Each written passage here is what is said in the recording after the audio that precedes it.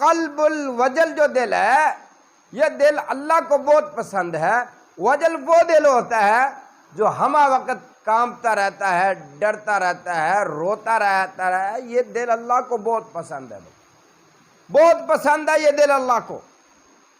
یہ جو اللہ نے آپ کے جسم میں یہ دل کا ایک ٹکڑا رکھا ہے نا، یہ دل جسم میں، آپ کے جسم میں، اس کا قدر کیا کر، اس کو سنبھال کر رکھا کر، اس کا خیال رکھا کر۔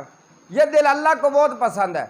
ایسے نہیں ہے کہ یہ کسی کو پکڑا اور پکڑ کے دے دیا، میں یہ تمہیں مصنوعی دل بنا بنا کے دے جا رہا ہے۔ آج کل کے نوجوان ہمارے معاشرے میں یہ دل تمہارا، یہ دل تمہیں دیا۔ اور یہ بھائی دل کا خیال کیا کر، قدر کیا کر اس دل کی۔ اگر یہ دل ایک سیکنڈ کے لیے بھی بند ہو جائے نا تو پتہ کیا ہوتا ہے، بس چھٹی ہو جاتی ہے پھر۔ اس لیے اس دل کا قدر کیا کر۔ وہ دل جو اللہ کے سامنے ڈرتا رہتا ہے، اللہ کے سامنے روتا رہتا ہے، کھانپتا رہتا ہے، یہ دل اللہ کو بہت پسند ہے۔ اللہ اکبر۔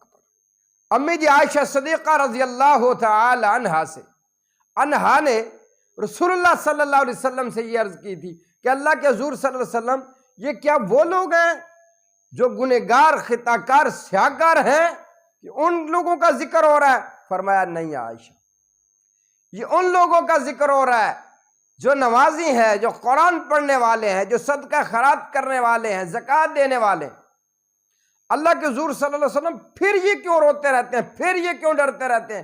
فرمایا عائشہ اس لیے کہ یہ اللہ تبارک و تعالیٰ کے سامنے اس لیے ڈرتے رہتے ہیں، روتے رہتے ہیں کہ یہ جو ہم نے نیکی کی ہے، یہ جو ہم نے عمل کیا ہے، وہ اللہ نے قبول بھی کیا ہے کہ نہیں کیا۔ ہمارا کیا طریقہ ہے؟ ہم تو کسی کو 100 روپیہ دے دینا، ساری زندگی کے لیے اس کو غلام سمجھتے۔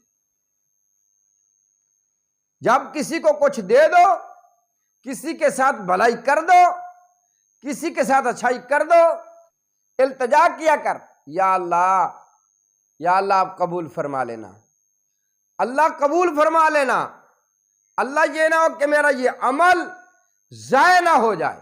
اللہ سے یہ دعا کیا کر، رویا کر اللہ کے سامنے، ڈرا کر اللہ سے۔ اللہ کو وہ دل پسند ہے جو حضرت امیر المومنین عمر رضی اللہ تعالی عنہ کا دل تھا۔ ان کا دل کیسا تھا؟ کئی مرتبہ وہ اتنا روتے، اتنا روتے، اتنا ڈرتے، کانپتے رہتے۔